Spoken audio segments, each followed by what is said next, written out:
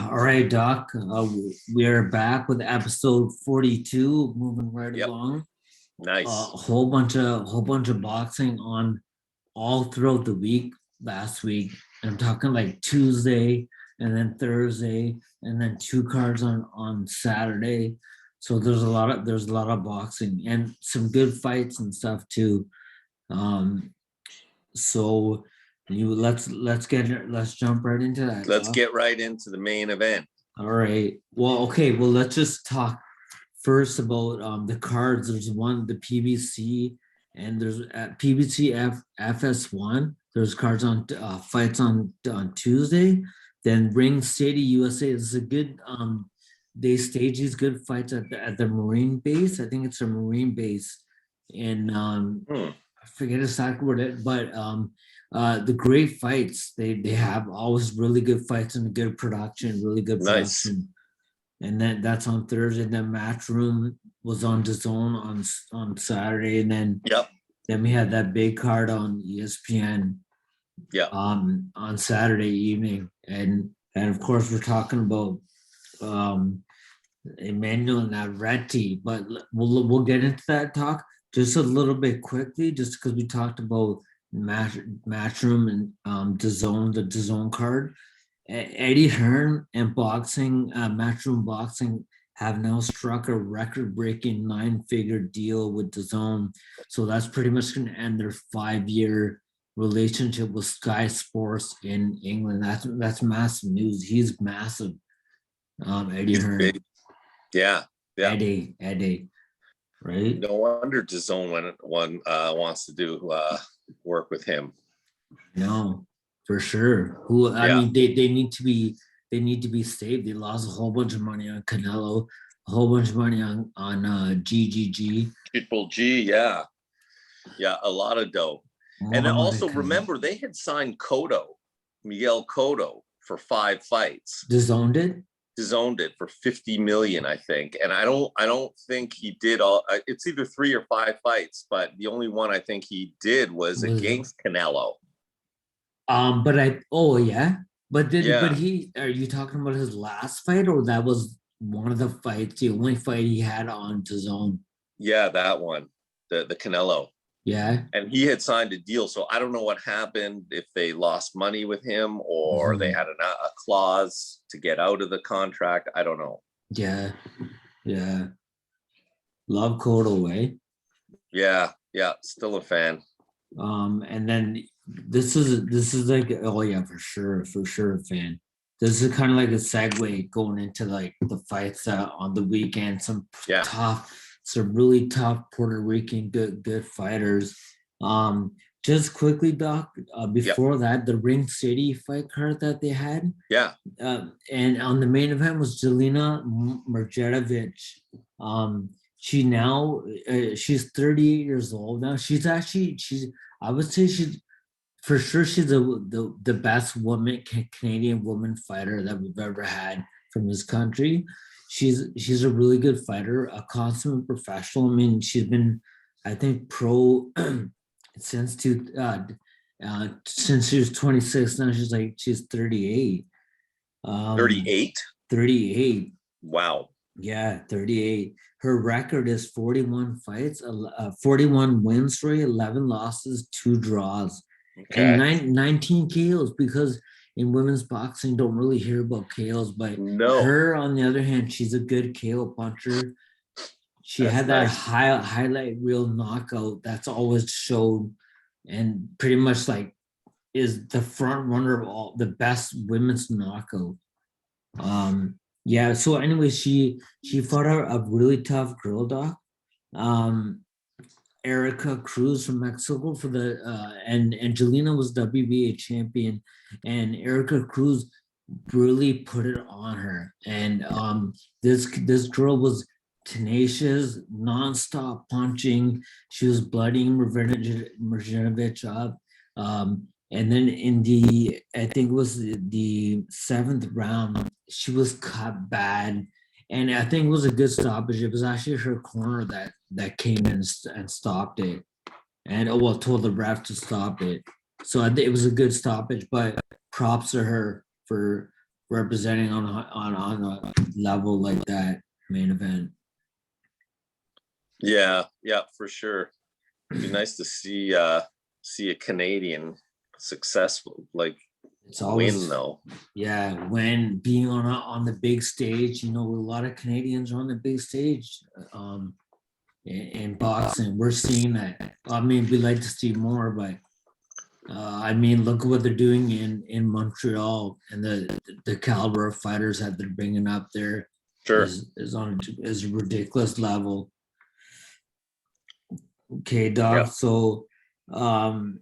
So we talked about that. We talked about Eddie Hearn's Sky deal. So let's go into the first fight of the night, and that's on the ESPN card with Emmanuel Navarrete, Christoper Diaz being the main event. But this was the undercard fight, and there was actually a whole bunch of undercard fights and really good ones, but I didn't watch them all. No, I actually didn't watch any. But super middleweight, Edgar, the chosen one, Berlanga.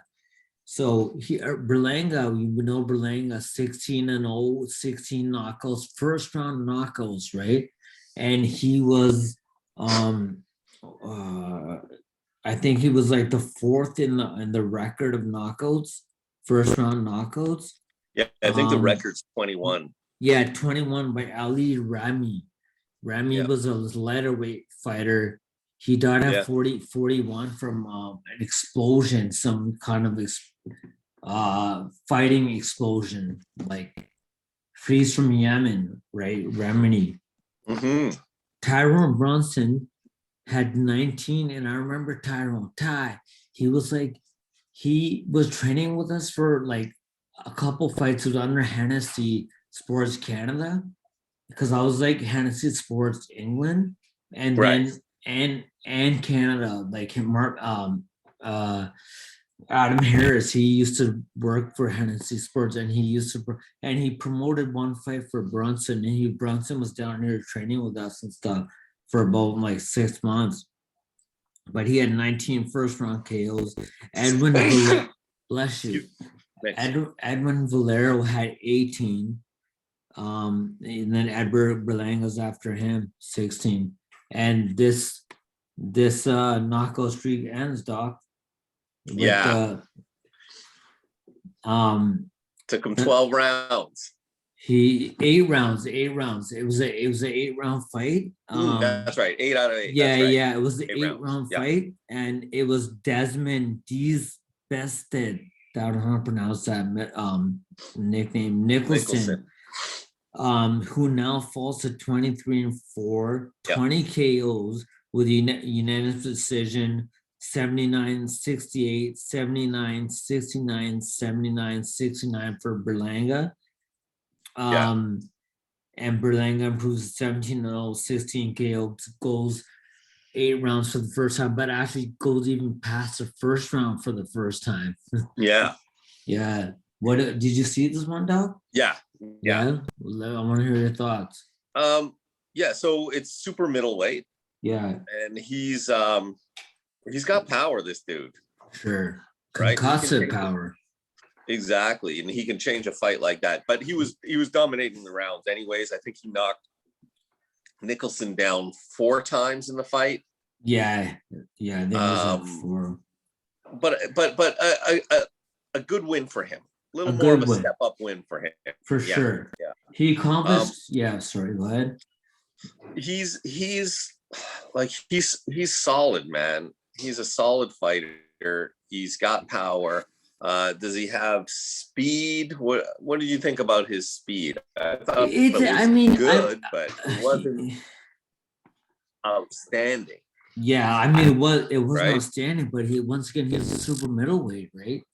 Like a little bit bigger guys, like these guys are not as fast as a welterweight and things like that. But Berlanga, although David Benavidez is pretty quick. Oh, like he's an exception for sure. Like he punches like a featherweight. Yeah, absolutely. But doesn't hit like a featherweight. Don't get me wrong. He hits like a no. So with Berlanga, he's an impressive fighter, but again, we got to see him with better competition as well. I mean, this was a great step up from. I mean, he's been fighting good guys, but this was actually like a really good step up because Nicholson was 23-3 and 20 KO, so he was a big knockout puncher. True, but I don't know who. I didn't check boxing rec. I don't know who Nicholson fought knockout.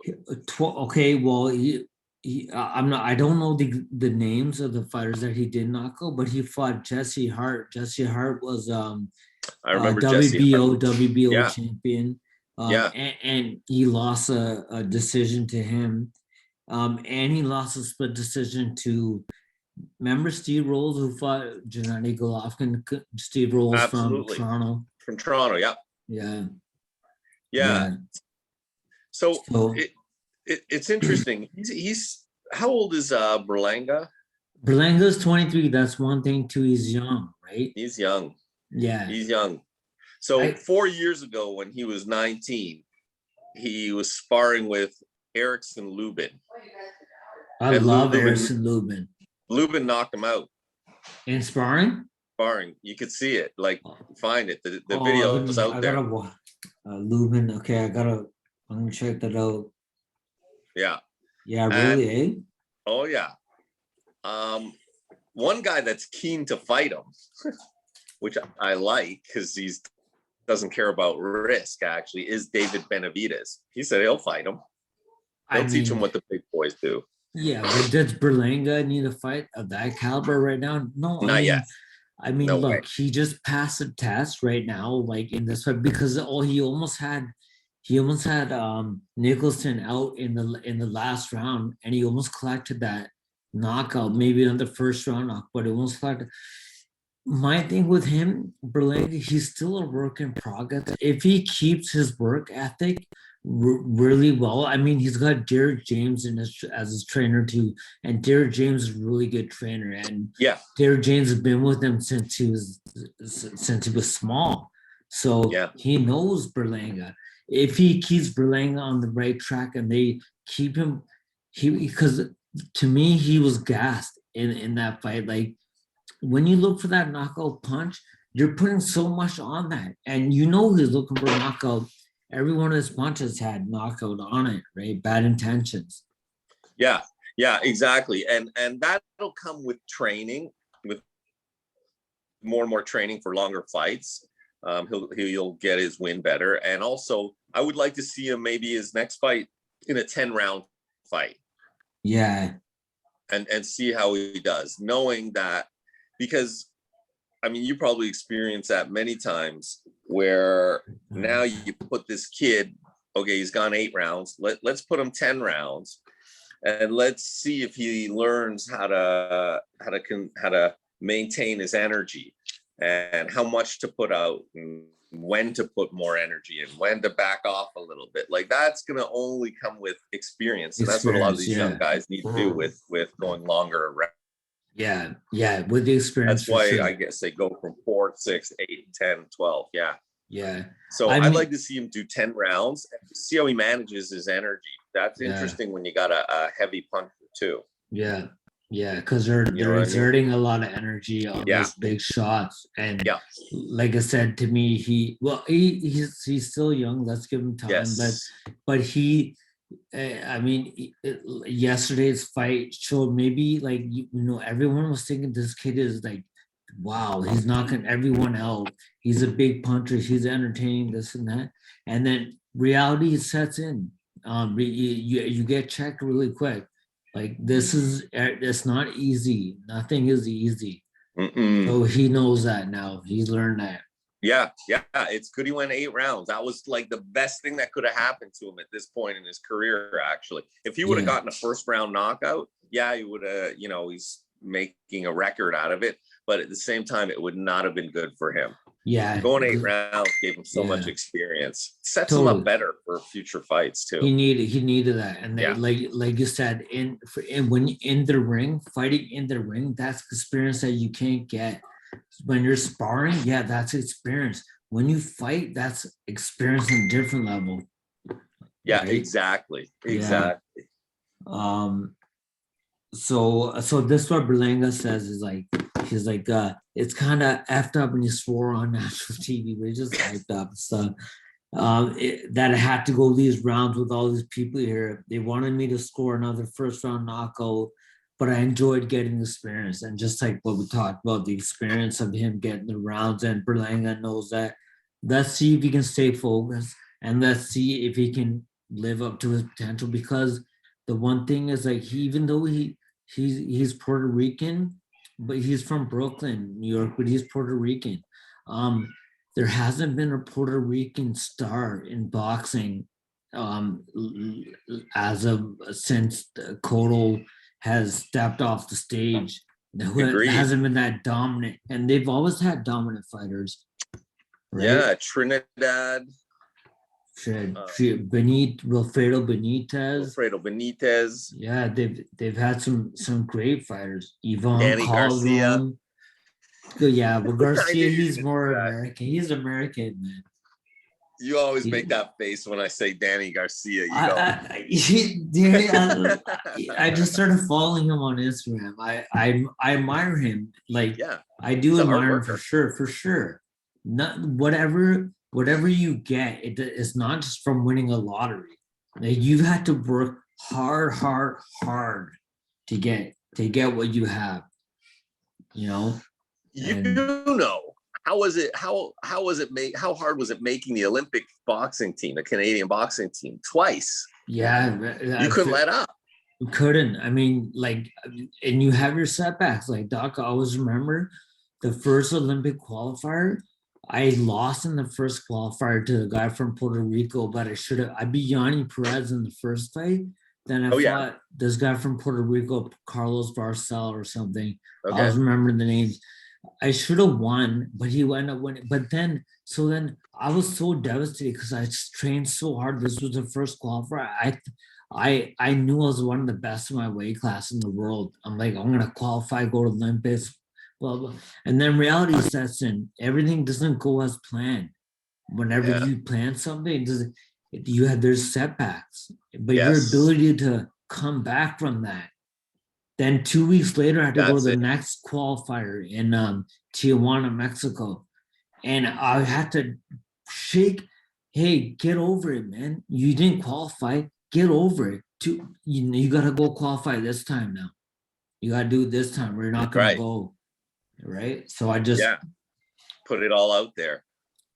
Fought Omar Navarrete in my first fight. There, he was number 2 in the world. And it was a big upset, man. I beat him 7-2 in Mexico. Yeah, and he still had quite a long pro career. Professional, too. Yeah, he had like 50-something fights as a pro. Lot.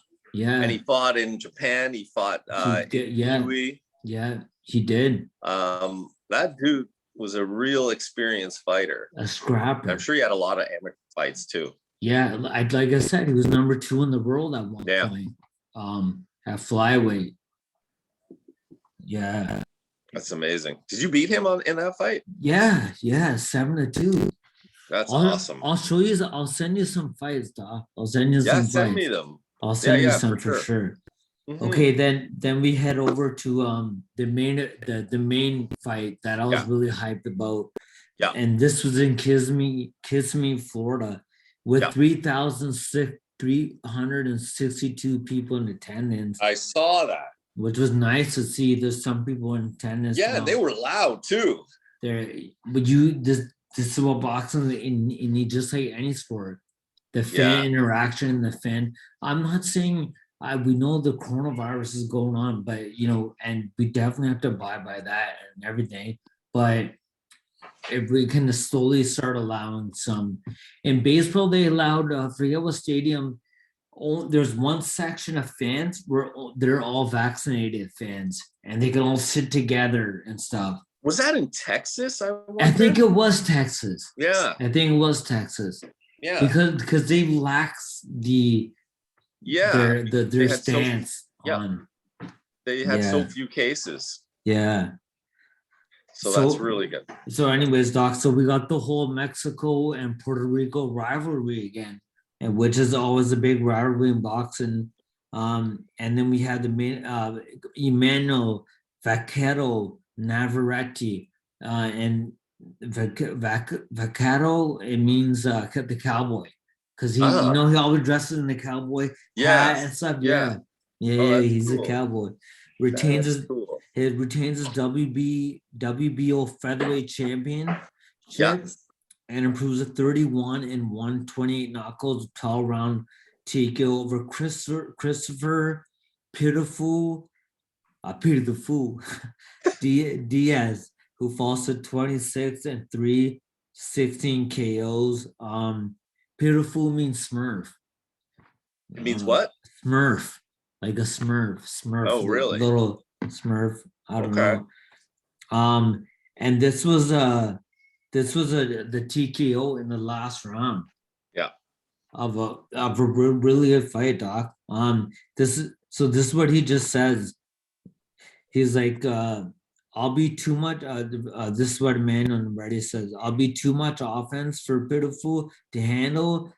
This is what I said. I'm like in the Kooner's Corner segment that I usually put up there. I'm like, he's gonna be Navarrete's gonna be too much offense for Pitufo to handle, and he makes the stoppage late in the fight. Which was right. That's what he's bang on. Man, like honestly, I really like Emmanuel Navarrete. Like, I think he's a really good champion. I can't see anybody hurting him. Not at 126. He can't even get hurt. And at 126, no one can beat him. No. And he can even move. I think if he moves up to 130 and sees those other guys like Shakur Stevenson, Jamal Herring and stuff, I would not think he cannot win those fights. He can win any fight. Yeah. I wouldn't bet against him. Awkward fighter, awkward timing. He doesn't look fast. He looks slow.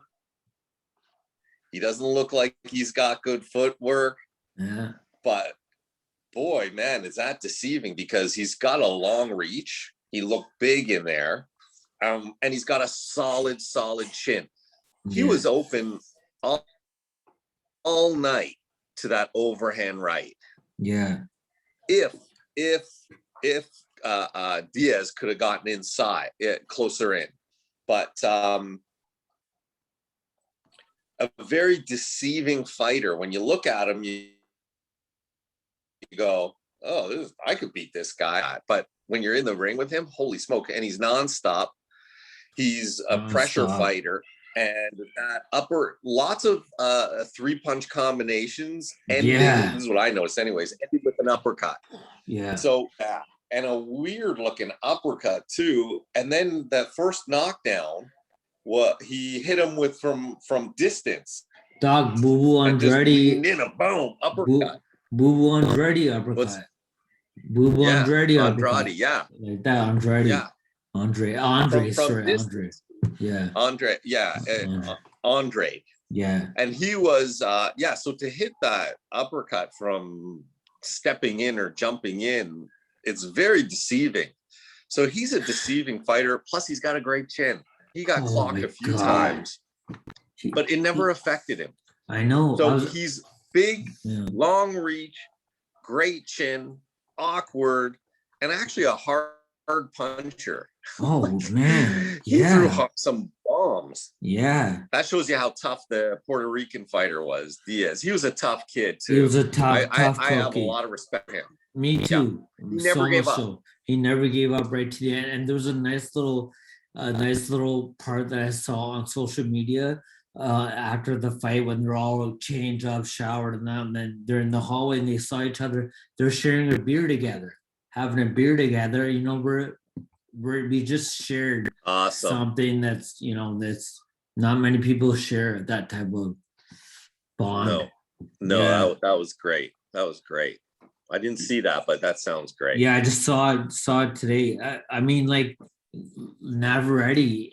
Navarrete. Like he's a complete he does everything unorthodox, but that's what makes him so good and yes, deadly. I think so. And that's what makes he's throwing the punches like, he's got that, you alluded about his reach and 72 inches, and that Andre Ward was saying I was a middleweight and he's got the same reach as me. And he's incredible. He's a featherweight. Featherweight, 126. And someone that has a long arm, you can't hit that guy. That's why he gets away with all this. Like he's got those long arms. He connects from, you don't even think you're gonna get hit, and bang, he hits you. Exactly. And the other thing is there's sometimes he does a lot of these little subtle things I noticed that were very effective. He doesn't throw hard punches with every punch. He'll set it up, boom, and to the body, and you can see him throw everything into it, and he just pulls his shoulder across the guy's gut. Does some really nice subtle things, and I like that. The other thing he does, which is interesting, is when he's pulling away, he still pulls straight back. And I think what happens is normally, okay, you're going straight back, I'm going to come forward hard at you then. Doesn't angle off. But because of that reach of his, I think it's in the head of his opponents. And they're thinking as he peels back straight backwards, and if they got to lunge in to get him, I think they're thinking about his reach. And that's why he didn't come in right after him hard. After, when he would peel back straight back instead of at an angle. So, I mean, psychologically, I think he's mentally, I think he's also a very strong, he's that Mexican warrior mentality. Hit me as much as you want. I'm not going anywhere. Yeah, totally. The guy's like a monster in this weight class. He's just been flying below the radar, right? No one's really talking on the sense that Javante and Shakur and these guys, no one's really talking about this guy, but I can't see anybody doing anything with this guy. I mean, he's scary at 126. Does he have 2 belts? He just moved up. This is his second defense. Right. At 126. So he's got a belt at 122. 120. Can you believe he used to make 122? I don't know. He must have starved himself to do that. I don't know, man. Damn, whatever. He's a phenom. He's a phenom. So in 26 too. I know. And he doesn't look pretty. Yeah. Like the way he fights, it's not a pretty fighter, but he's so effective. And Doc, remember how I used to always talk about that? Like, look at his style of fighting and his personality and everything. It all goes together. And the way he is as a person, the way he looks, the way everything, that's his fighting makeup is like that. I'd like to see him go up to 130, really. I don't think he'll go up because he just moved up. I know what you're saying, because those are the fights that we'd want to see.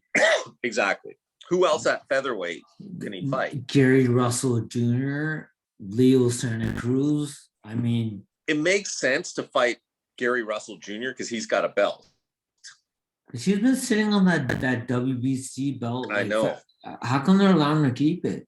I maybe because of COVID. I don't know. That's my guess. He's paying the sanctioning fee. That would make sense to me though. That fight, because that's an all belt fight, right? So. And it would be good to see if Navarrete is like really, is he on that level? Like if he can beat up Gary Russell Jr., I would like to see that happen. The thing is, if he went up to 130, he'd also, a nice fight I'd like to see at 130 would be with Joey Diaz. Yeah, Joey did, but the Herring and Shakur are better than Diaz. I agree. That's why. I see what you're saying. Yeah. Okay. Step up fight at 130. Would be like a Joey Diaz type. Oh, sorry, Who's Doctor. A hard hitter too. You're playing matchmaker right now. Sorry, you're matchmaker. All right. I'm matchmaker. You married? You want to meet somebody? Oh yeah, you're married. Not like that, man. No. Oh, Plus, I don't need any help. Plus, I don't need help, man. I know, dude. I'm just hungry to keep seeing good fights, and that was a good fight. Beautiful fight. Diaz came out and Diaz hit him. Like Diaz won some rounds. For sure, he did really well, and he was getting bloodied and beat. I thought once again we saw like a late stoppage by after he got knocked down there, the hard knockdown with that uppercut. Yeah, the fight should have been stopped because his eye was or nose was bleeding. He was done. But the ref, he also got dropped with a body shot. I don't know if you noticed that. He got dropped a bunch of times. I can't remember which one. Yeah, it was. Yeah, there was a nice body shot to the liver, and that he'd already taken a couple punches, and then it finished with a body shot to the liver, and boom. It's just the camera was on the other side, the angle. But the fact that his guys threw, basically he didn't. Yeah, I know what they wanted. They and he wanted to finish the fight to go 12 rounds, but. Why take more damage? He already was exactly the 12th round pretty good. So, and this was a second chance at a world title for Diaz to came up short second time. I like the kid. Yeah, me too. I'd like to see him fight again. The thing is, if he fought any other guy at 126, I think he would have won. Yeah, good. Navarrete is just he's a different kind of beast, man. He's a beast, man, with a chin and non-stop punching and the long arms, and you can't hit me and awkwardness. Sometimes use it southpaw for a minute, and what a nightmare this guy would be to fight. Damn. Oh man. And to time him, it's so hard to timing, and the way his feints are, the way he feints, it looks awkward. Yeah. So he just but that helps everything. Yeah, he's just like jerky, like whoa, bam, bam, bam, 3-punch combination, boom, boom, boom, boom. One's an uppercut, bang, bang. Not just a nightmare to fight. Yeah. But another good, almost full 12-round fight we saw. Yeah, what a fight! I was so impressed. I'm so happy to see that fight like that. Another good card, ESPN. Doc. Oh, sorry. No, go ahead. No, I was saying I can go over the. I can go over the punch stats and stuff. Yeah. But it's just domination by Navarrete. Like he outlanded Diaz 257 to 183, including 241 of 171 edge and power punches. Navarrete landed 35% of his total punches, 257 of 744. That's how many punches he threw. But Diaz threw 706. Amazing. But he landed 183. Diaz had his moments. They were spurts rather than just consistent. Being consistent. But good stats for Navarrete. That was good stats, man. A firefight. It was a great fight. It was a great fight to watch. And anytime you're above 30%, you're doing well. Yeah. Right? Totally. If your connect rate is above 30%, you're doing well. Anything below, you're gonna have a tough time winning a fight if you don't have power. Yeah. And then so we'll move on, Doc, and then we'll move on now to. So did you hear the news about Ryan Garcia and King Ray pulling out of his July 9th fight with Javier Fortuna? Yeah. And citing mental health problems and like that. Yeah. I mean, it was sad to see that happened. And we just hope the best for him but this is a serious thing. Even Golden Boy supports him that he's doing this. He's taking a back seat from it, and if this is what he needs to. Because in a sport like boxing, you have to be 100% focused on when you're in the ring. If you're having other issues, underlying issues, whatever that, is prohibiting from having that, then you better take that time as much as time, even if you never come back again. Right? Just get yourself better. So and I mean, it's not the first fighter we've that's candidly talked about that. Tyson Fury talks about that quite candidly about his mental health issues. Right. Mental health issues are very, very serious. They're like silent killers sometimes, because you look at a kid like Ryan Garcia, he's got everything going for him, but depression and anxiety have nothing to do with that. It has nothing to do with circumstance. It has to do with usually chemical imbalances in the brain that are beyond control. And it's very serious. So I'm glad they're talking about it. I'm glad it's out there. He's got a good opportunity as well with his Instagram and all the followers he has, is to help with mental health illness, because a lot of kids follow him that might be suffering from it too. And it's very serious. So hopefully he's had it properly diagnosed. He may be on medication, all of that sort of stuff. And he'll be back. But we don't know when. But I'm glad he said what he said, and he's very serious about taking care of it too. So you don't know. It's not like, oh, what's he depressed about? No, there's no reason, there's no rhyme. It's irrational. And that's what makes it real. And that's what makes it hard for people that don't suffer or know about it to understand. But hopefully he gets to see the right people, get some help, and he'll come back. And I feel pretty confident he will come back. Well, I mean, we'll see, as long as he takes care of himself. Golden Boys, and that's Australia. They're 100% behind him. Australia says this is like, that health of our fighters is one of the utmost importance to us at Golden Boy. We wholeheartedly support Ryan Garcia and wish him the best during this time. So for sure, man, for sure. Good to have your promoter backing you like that, and because some could be irate, like, oh, you're pulling out of this fight, I'm gonna lose this much money on this. We signed a contract or something. Let me take you to court, but this is a serious thing, for Ryan at this time. Anybody suffering from it's so important to take care of and start learning not just medication, but also learning getting tools in the toolbox to help a person deal with that. Whether it's cognitive behavioral therapy or different types of therapy that teaches different ways of thinking and what to do when you feel this coming on.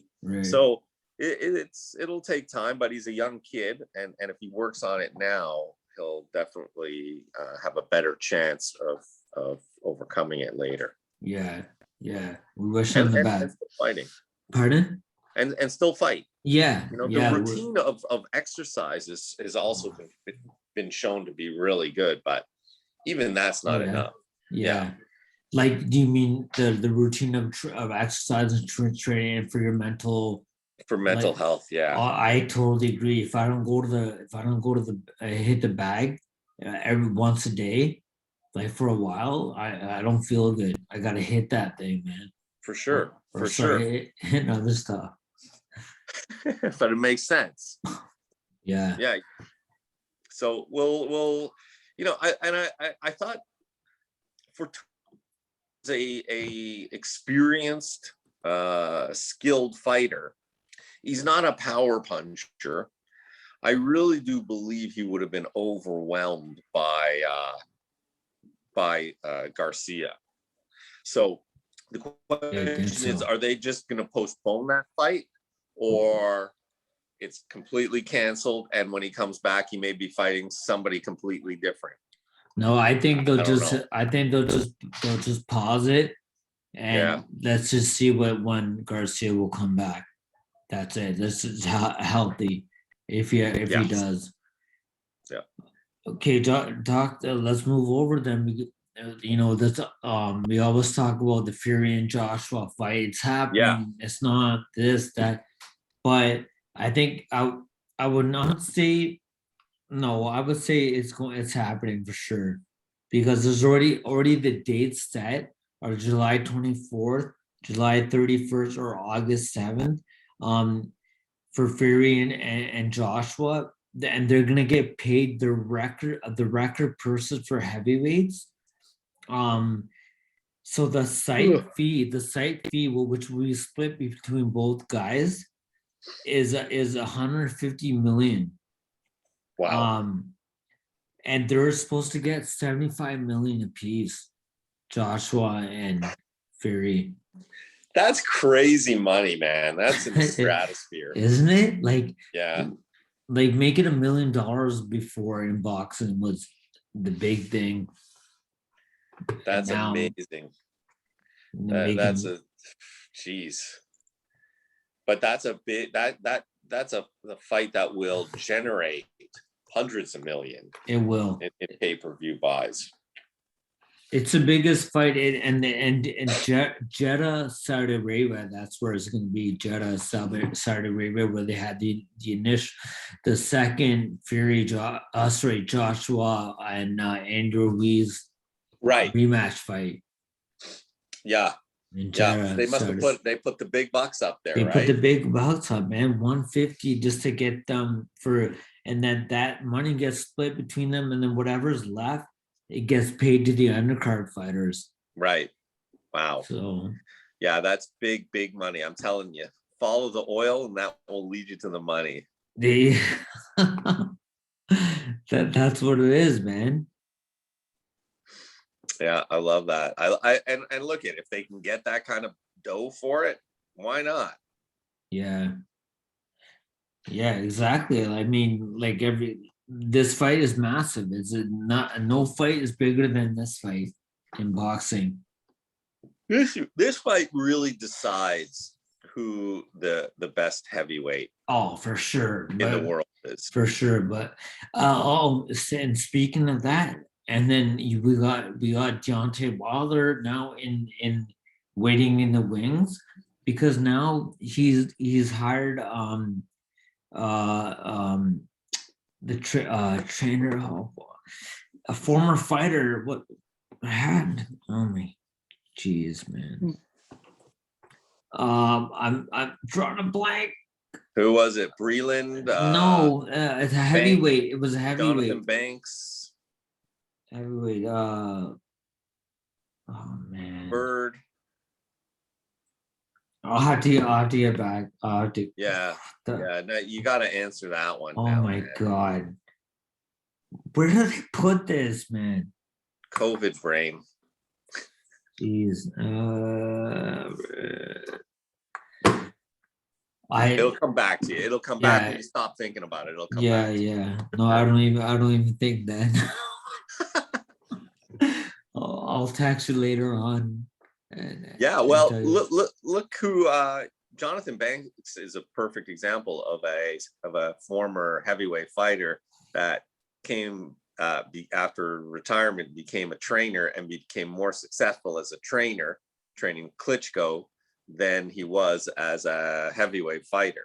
And then Golovkin, and he got that from Emmanuel Stewart, because Emmanuel Stewart was the one that opened up those gates to that. It's amazing. And that fight on the weekend, on Thursday, Jelena Mrzadovic, her fight, the main event fight, Banks was in the corner in that fight too. So wow, that I kind of like seeing. I like seeing a former heavyweight train a heavyweight fighter. Yeah, there's a lot to relate to. So damn, I like that. Now I got to know who his coach is. Because now you just made me. Okay, how about this? You keep talking for a minute, and I'll get it. Yeah. You look it up. But talk about boxing, not like anything. Yeah, I'm not going to talk about my personal life. Oh, but we don't want to even hear it, man. We're going to lose the listeners that we have. Right. I don't want to lose subscribers, but and then we got May 1st, and I know we're not that crazy about this fight, but it is significant in some ways, and that's the Ruiz Arreola fight coming May 1st. And why that's significant is twofold. Number one is we get to see how Ruiz is after coming off a pretty devastating loss to Joshua, being completely out of overweight, and just not training hard now. He's been with Reynoso's camp and Canelo's camp, training hard, looks amazing, dropped a ton of weight, has nice speed, probably learned a ton in this short amount of time from Reynoso. So it's important for that angle as well. And then if he beats Arreola, which I expect will happen, it puts him back in the mix with the top 4 guys. So, and then maybe that will translate into a big fight, maybe with Wilder or one of the other, or a rematch, a rubber match with Joshua, depending on what happens with Joshua Fury. So that's why that even though it's like Arreola, who's a respectable heavyweight, there's significance in this fight. And it really is significant with Ruiz's career going forward and who he fights. So kind of looking forward to that one. What's his name? The other heavyweight, Dubois, he's coming back apparently. I think he's got a fight line. Don't remember who it is, but he's coming back. He needs to come back because of that broken orbital bone. We get to see what happens with him, how he responds to a loss. So lots of heavyweight stuff happening, actually, right? Doug, I honestly can't. Boyce is fighting too. I can't find it right now. I'll have. Oh my god, I can't. I don't even know where to look for it. Because we know it was bigger before. Time. It was another heavyweight. It's a heavyweight. But anyways, but Wilder's going to be back in the picture. That's what I was trying to allude to. That the winner of this Fury and Joshua fight will be the heavyweight. But we can't forget Wilder is still waiting there. Oh yeah, he still has a contract with Fury to fight again. So he they so whatever happens in the Fury Joshua fight, I believe Wilder and Fury still have a contract to fight each other. So I don't know if I'd want to see a third fight, to be honest with you, with Wilder and Fury. It doesn't intrigue me because I think that Fury will do the same. He's just too good of a boxer. The second fight was so convincing. He battered him. Not just like beating him up, but also exposing Wilder's technique, especially on defense. There just isn't defense. It's like when he gets backed up, he doesn't know how to fight. Yeah. He knows how to fight coming forward or holding his ground, but and is that something you can learn and really improve upon at his age, his boxing skill, especially because he had such a didn't have a big amateur career. Yeah. Even though he was successful, he won a bronze medal, right? At the Olympics, yeah. But he didn't have a lot of fights. Hence the name, the Bronze Bomber. Exactly, but he did not have a lot of fights, right? Mm-hmm. Amateur fights. So he is at a disadvantage just for his mere technical skills. Because I'm not impressed with his technical skills. No, 100% we're not, and we're not. We said that about Emmanuel Navarrete too. I mean, to some extent, but that's what makes him so darn effective and dangerous. Those punches coming from different angles and the reach, and that's why Wilder, who punches even harder, obviously pound for pound, that one of the hardest punchers on the planet right now, I'd say still. But if you can't hit the guy with all that power, you're just not going to win. You can't hit. He has nothing to fall back to. You can't hit what you can't see. Right. It's not like he's going to go, okay, I can't hit this guy with my power, so I'm just going to pepper him with a lot of shots. Yeah. He doesn't know how to pepper his opponent with a lot of shots. We've never really seen that. Yeah. It's usually a 1-2 combination, and that's about it. Like, I mean, when you know you have that power and you possess that eraser, and when you're throwing it, you're putting a lot on it, right? So you're just going, that's when you throw those punches, you're throwing them like with knockout on it a lot of the times, right? Those power punches, it's just a natural thing. You're not supposed to. You're supposed to box, then throw the heart, and then we're like, bomb. But you get trigger happen, you want to throw that bomb. For sure. But when you have that experience behind you, you learn all that, and it takes time to learn to make that become instinct and just a part of you, that every shot doesn't have to be a bomb. And learning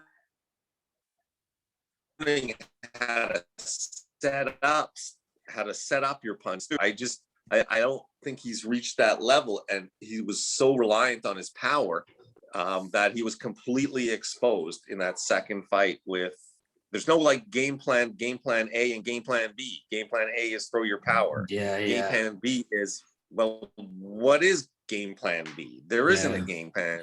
And when you fight a guy like Tyson Fury that can move like that, you have to have some backup plans. And I don't think he has it. I bet you Joshua will have it. I bet he will have it. For sure, especially now that sticking and moving a little better, as we saw in the second Ruiz fight.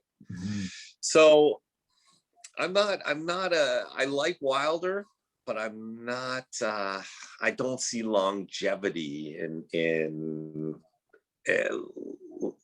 success with the top like Tyson Fury.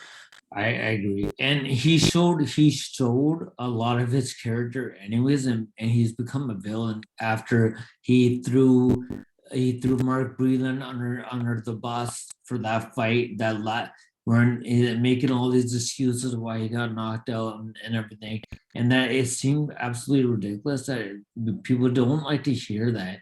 People don't like to hear excuses, and those are just excuses. Yeah, you want to take your loss, take your lumps, say on that night, he beat me. I'm going to regroup, come back, and we're going to change a few things, prove a few things, and you'll see. We'll come back with a different strategy. That's Joshua did that with Ruiz. He came back the next time and outboxed him and won, but he didn't say anything. He didn't make all these excuses. I lost because of this. I lost because of that. It never looks good. It doesn't. It's not a good look. No. Yeah. And that's a shame, because he's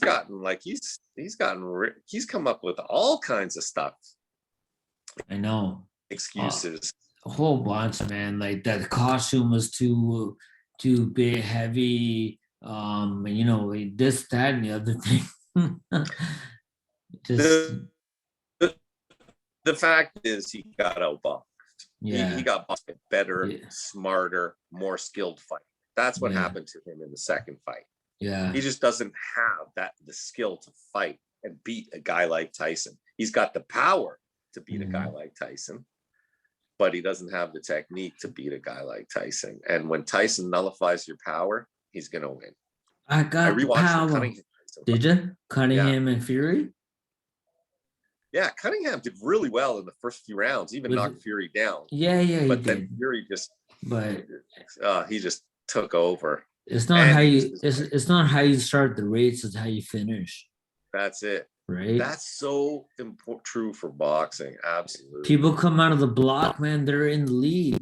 Then wait till I make my move. Right? Yeah. Absolutely.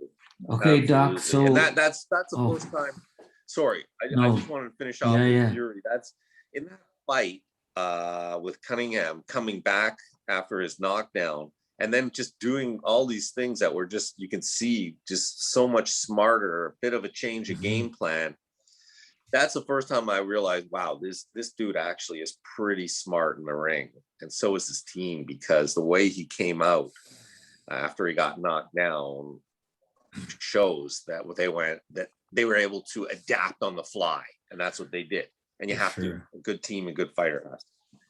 Yeah. Sorry, Matt, what were you saying? For it took you that, Doc, to realize like how that good Steve Fury Cunningham is? fight? Yeah. Because before that, I thought he was a big mouth and he just had this, he moved well, but he was a big guy and that was his advantage.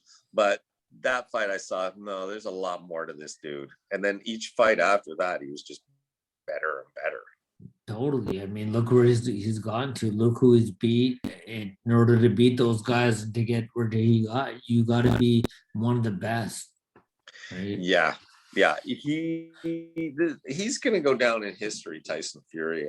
I'm a really big fan of his. I just think I've never seen a guy that big move the way he does. It's incredible. That's and that's funny how that's kind of like our denominator for today's talk. Those guys that don't look that good and look different, doing all those moves and the herky-jerky stuff, and and then suddenly they won the fight.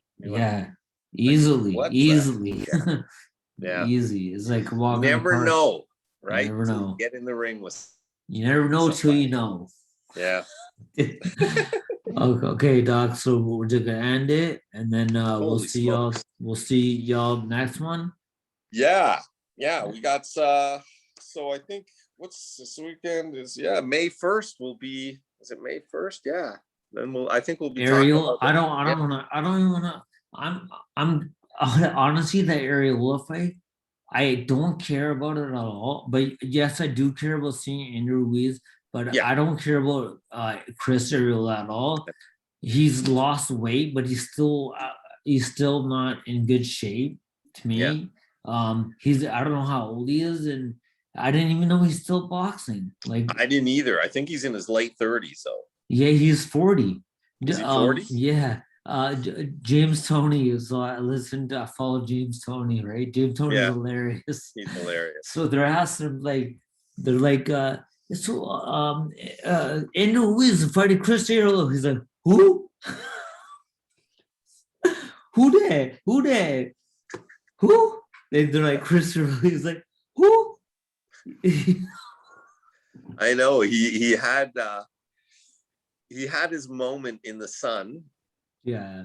And then he fought Klitschko for a title, lost pretty handily, and then he lost twice once to Bermain and Stivern, right? Stivern, yeah. And he did worse in the second fight against Stivern. So no, this is not going to be I don't think it's going to be a crazy war like everybody might think. No way, man. Ruiz is going to take Ruiz is gonna plow through him.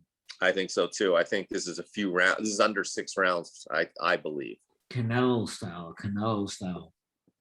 That's why I'm excited to see this, because two things that popped to my mind. One is the new Ruiz, right? We'll see how he does.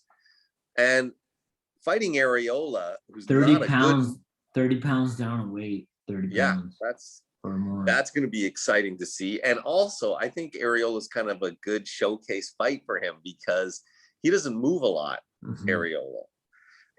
So it'll be nice to see how he puts combinations together. And if we notice like those little subtle Eddie Reynoso techniques, right? Yeah. And like I've seen so many videos of Canelo even showing Ruiz the moves and stuff, and like boom, boom, the uppercut.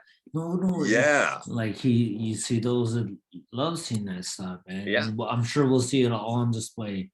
The only thing is that this fight is, do you know it's a pay-per-view? Yeah, I do. But the undercard is sick. There's a lot of good fights on the undercard. Omar Figueroa Jr. is one of them too. Yeah, that's right. That's right. Yeah. That there's I think the undercards are we'll have more to talk about undercards rather than main event. And that's probably why I'll probably even get this fight to see that undercard fight. Yeah, I think it's going to be worth it because of the undercards. Yeah, for sure. Yeah. All right, man. Okay, Doc. All right. So you have yourself a good night. Yeah, that's unbelievable. That hour. I know it always goes like that. Yeah, we'll have to do a 5-hour podcast one day. Yeah, a marathon, eh? Yes. No one will listen to that, man. We won't even listen to our own. No way. Yeah. Okay, Doc. All right, man. Take care. Peace out. You too.